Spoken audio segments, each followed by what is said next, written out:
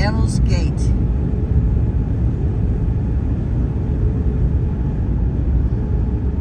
On the Oregon and California Trail. Oregon and California So Trail. we're at 6,000 some odd feet. How high are those?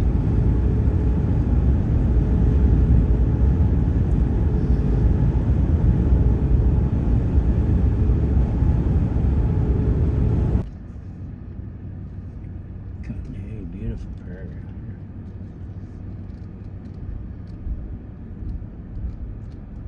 We are at the Devil's Gate area. They have some wagons along here. This outbuilding here.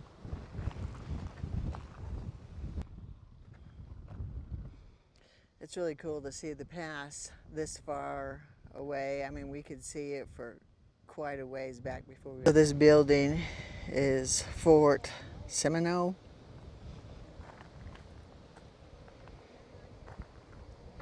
Ron's entering what is left of the fort, or either a reproduction, not sure.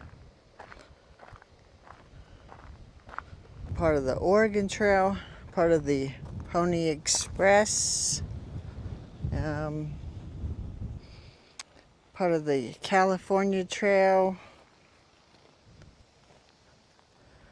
and the Mormon Trail.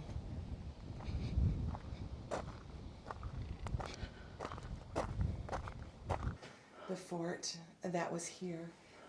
You read the sign about Mr. Seminole, and the trading post he set up in 1852, and that they had to leave at some point in 1856. And it was really a miracle for the Martin handcart companies that it was empty, because when they came in the first part of November 1856, it was a terrible blizzard. Oh. And they were, of course, you've been up to the ranch, you know, they were starving, they were freezing, and to have this place to come and figure out what to do next. And what they did was, they had a couple of wagon companies with them, and they determined, we'll empty most of the freight off these wagons, and we'll store it in the fort. And so while they were emptying the wagons, they took them up to Martin's Cove. Did the fort, or did this ever open back up?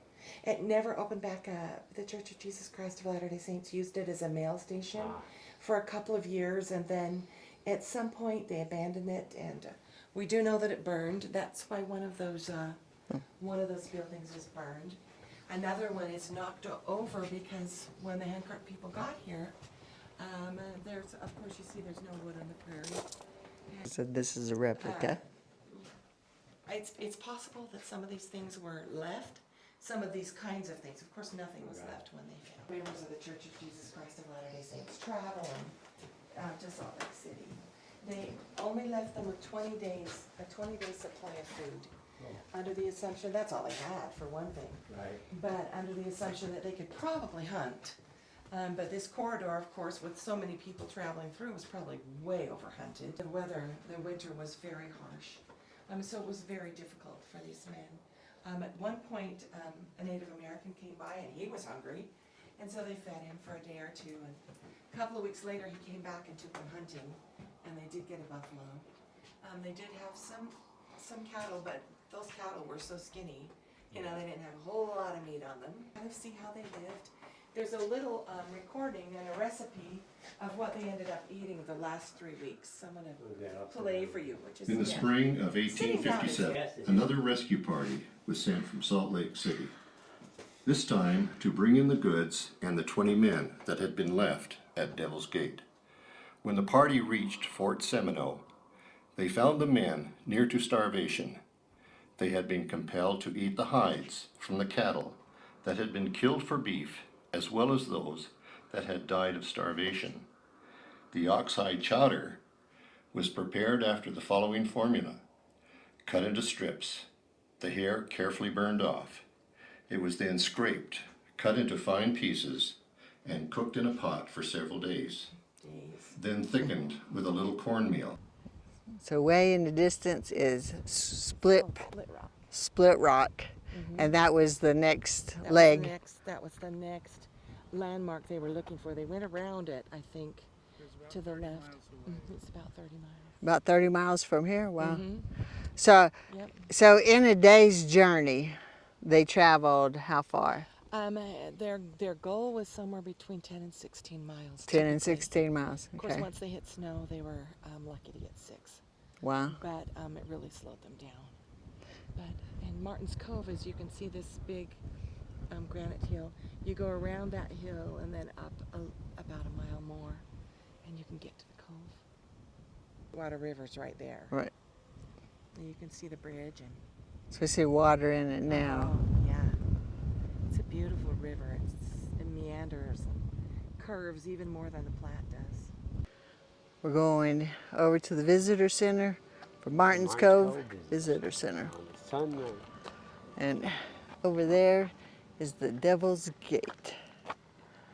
And we were told that I don't think they didn't go through there, but came around on that side over there. No, the Sun Ranch, this section of it was sold to the Church of Jesus Christ of Latter-day Saints in about 1996, 1997. So it's with great respect that we appreciate the Sun family for preserving this space. So this is an original fireplace or It is. So I have you look at number 43 on this legend. Can you read what that is? petrified woolly mammoth tusk. Oh, wow. Petrified woolly mammoth tusk. So you ready to find petrified woolly mammoth tusk? I don't know about that. I'm going to say that. No. That would probably be closer to coral, I would think. Okay. But it is in the chimney, and it was number 43, right? How about that? Well, that is an 18, and I'm not doing very good guessing. identified as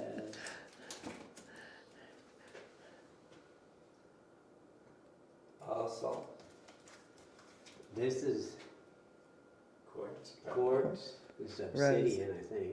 Yeah. This is some sort of. I'm not doing very good guessing. I'm going to give up. He says this is okay.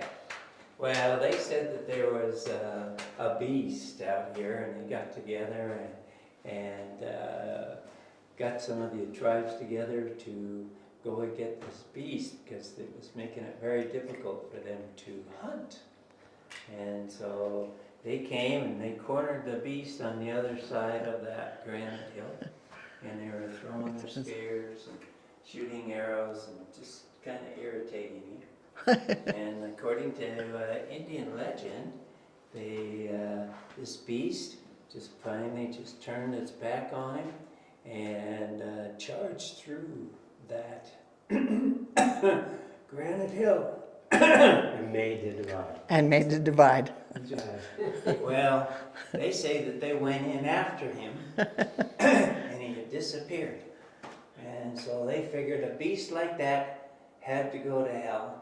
And so this was the entrance to hell, or Devil's Gate. And that's where it got its, That's where the story. legend name.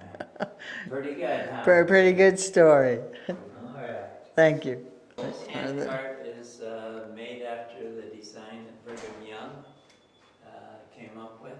So this is what the Mormons would have been pulling through. Well, this was the original design. I don't know what they actually looked Boy. like. The hand carts that we have are a little bit updated. They have metal axles and ball bearings for the hubs.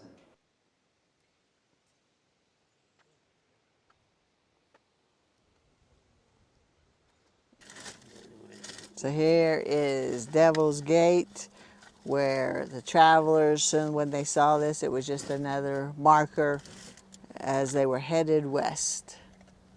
No, And I think that they were actually, they said, came around through the pass over there. That's the way they traveled through. And so that is divided by the Sweetwater River. All right, Ron, before we leave Devil's Gate, Yeah. I have a question for you. Okay, we've been to all the different parks, and we've assumed that all the parks, places like this, are government owned. Did you realize who owns this park here, or this site? Well, number one, most of it is BLM land, but the actual visitor center restroom type area was part of the Sun Ranch, which originally owned 2 million acres, but it was bought in the 90s by the Church of Jesus Christ, or the Mormons. The Mormons. Yeah. Mm-hmm. Okay. And what else did you learn? We learned a lot. They had We did. They had a lot of information out here. Still digesting. But this is, look at that. Now there's two versions. The Sweetwater River runs through there. Probably created that. But the Indians, or indigenous people, I don't mean to offend anybody. There's a story about warriors and a beast. Yeah, and you can look that up. And that's the man told us while we were while we were Never heard there. that before. And yeah, we never heard that before either. Anyway. But it's free to come. So Yes, it is. You should come and see it. It's part of history. So the Oregon Trail came through here, the Pony Express, the California, and then the Mormons. And I guess that's why also the Mormons wanted to come in and buy this. And They do not own the 2 million acres. I have to investigate that. But anyway, but it's I beautiful. hope you've enjoyed us traveling with us today. We're going back to the trailer and put our feet up. So Ron was trying to put his finger right. No, I'll show you. Do it like this. Ready? Come down, and I fill up the hole. Now the Sweetwater River can't come through. If you haven't fallen asleep, thanks for watching. Don't Thanks. forget, subscribe. Hit the notification bell. We're going to make more of these. And leave a comment, really. If you know anything more about this, or stories about the Devil's Gate or the Sun Ranch, leave us a comment. Yeah. We'd love to read it and maybe respond. Yeah, it's very beautiful out here. It is. Yeah, so We're in the shade. give you a look. Yeah, there we go. Very beautiful.